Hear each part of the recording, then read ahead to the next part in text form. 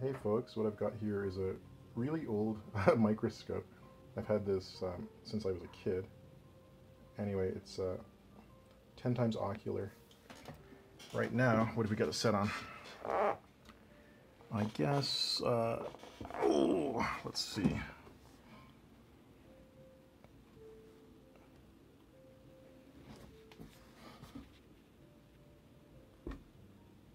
Well, I can't see what the objective is right now. On the far side there, I'll check it later. Oh wait, there we go. Is that a 4 times or 40 times? It looks like it's a 4 times objective. Okay, so I'm just looking at this ruler, this transparent blue ruler. Now, this microscope doesn't have its own light. This is really old.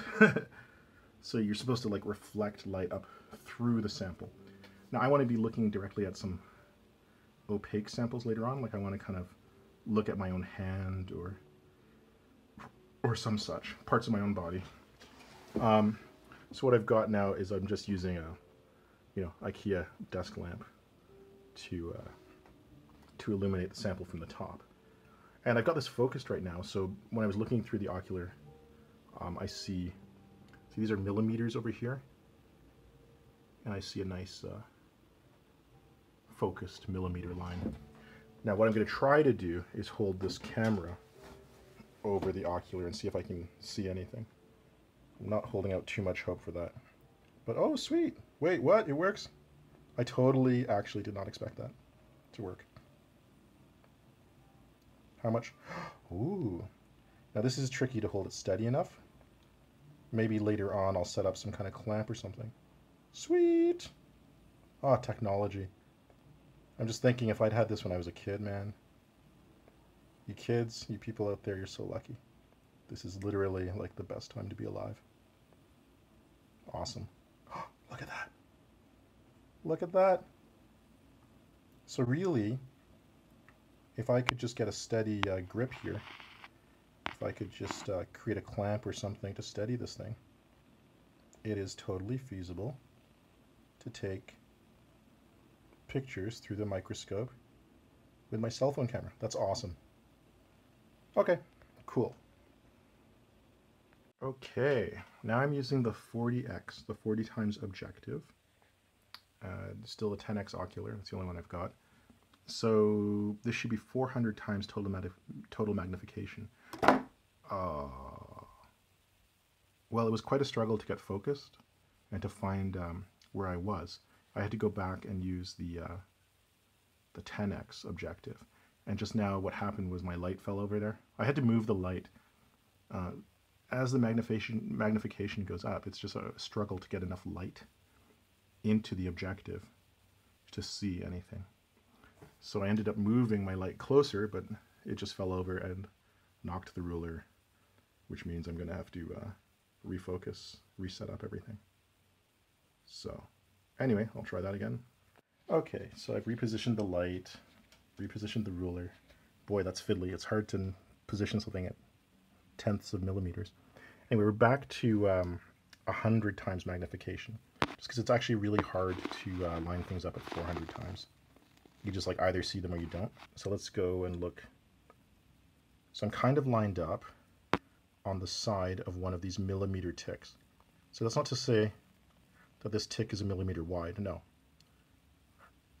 This is a tick on the ruler that is marking off millimeters, but the tick itself is much less than a millimeter wide. This black line is quite a bit less than a millimeter wide. You can see, well, if not for my jittery camera handling, there's a little tendril or something like horizontally to the right sticking out. So I'm kind of positioned where this little tendril of ink comes out of the big tick. So hopefully we can see that at 400x. Right now we're at 100x. So let's try that next. So I'm going to just change. I've got to raise the microscope so I don't crash the longer 40x objective into the ruler and move it. So I've got to raise this up.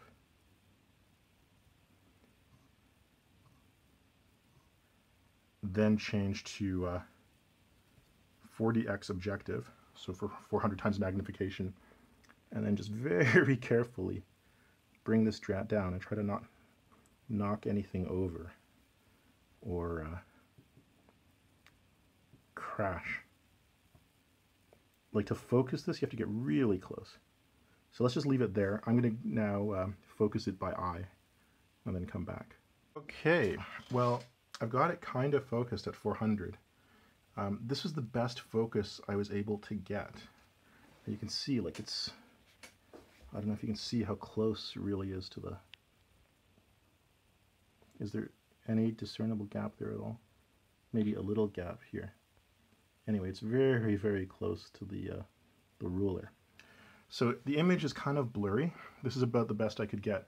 One thing is maybe my microscope, this thing is dusty. I just got it out of storage. So maybe the lenses need cleaning or something. But anyway, let's have a look. Let's see if I can hold this still enough.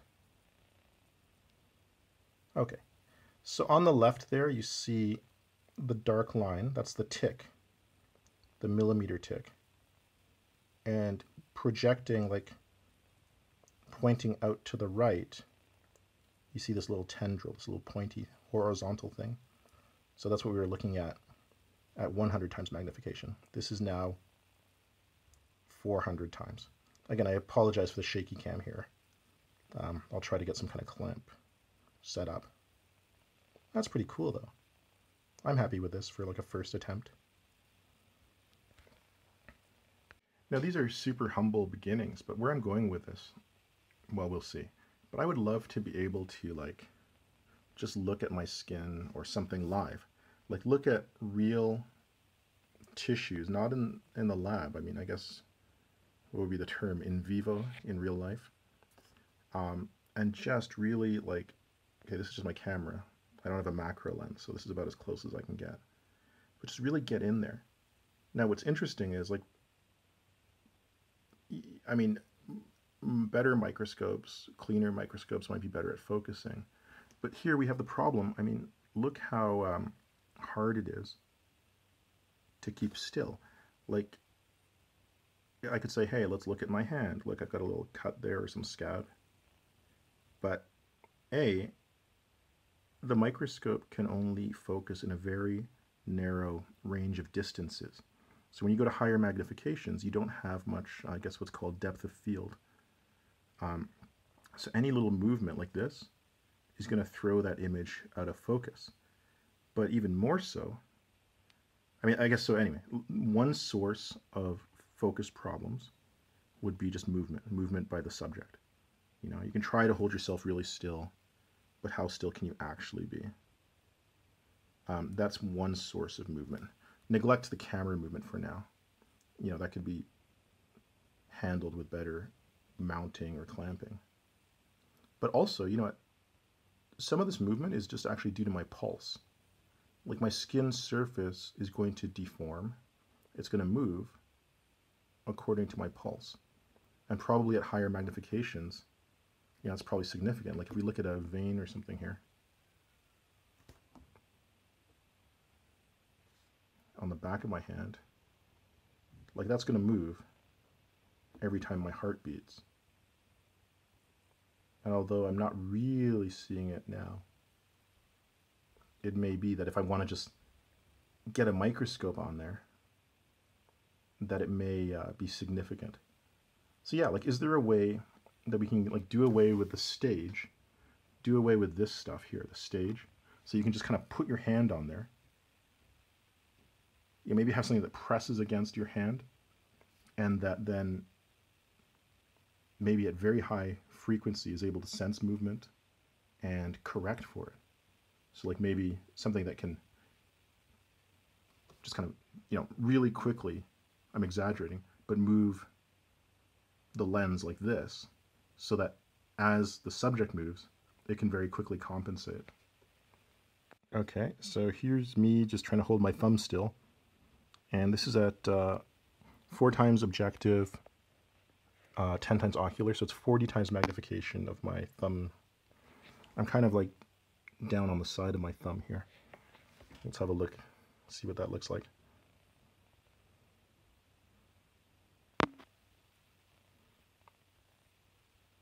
So many moving parts. I really need to clamp these things better. Anyway, so this is my thumb. Ugh, so frustrating.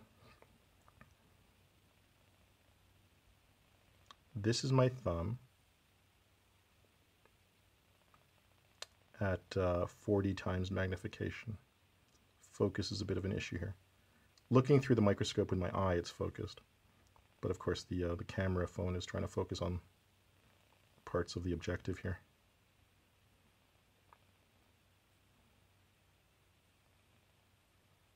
I have to remember this image is upside down. So when I want to go left, I have to go right. Okay. Anyway. It's probably going to give you a seizure. But you get the idea. So this is 40 times. Skin at 40 times. Let's give 100x a try. I've moved to a different location, just like something that might be easier to keep flat. So I can just kind of squeeze my finger down and see, the problem with any area that's too curved is that parts of it will be in focus and parts will not. And at higher magnifications, this is really noticeable. So actually, I just have to refocus now. Okay, so I focused. It's a challenge to keep still enough to see anything good. But this is my skin now at this is now at 100 times magnification. With all these focus problems and the jittery cam, you probably can't see too much. There we go, that's about the best I can do. I saw some black little dots, which possibly are hair follicles. Okay. Come on, baby. Oh, there we go. That's my skin at 100x. Alright, so it was pretty much impossible to focus on my finger at 400 times with this setup. Too many moving pieces. But yeah, that was kind of fun. I really enjoyed that. So hopefully I can, a few things I guess to do next. One would be to get a clamp, so I can clamp the phone onto the ocular, so we don't have this jittery cam, you know, trying to look through here. I can continue to play with the lighting. I'll clean the lenses. I mean, look at look at all the dust here. That's a lot of dust. And then, yeah, I mean, long term, is there a way to just like put your hand or a plant or, you know, anything like under the microscope objective without having to prepare a slide, without having to, well, kill a tissue or a plant and slice it? Can we just literally like roll a microscope up to our skin or hair or what have you in a way that can, you know, where we can really rapidly adjust the focus? That would be pretty awesome, just to be able to look at stuff in the wild. It's like, hey, I want to look at, you know, what's on the table. I want to look at what's on the wall or off the wall, you know? I think that would be amazing. Okay, thanks for watching. Bye.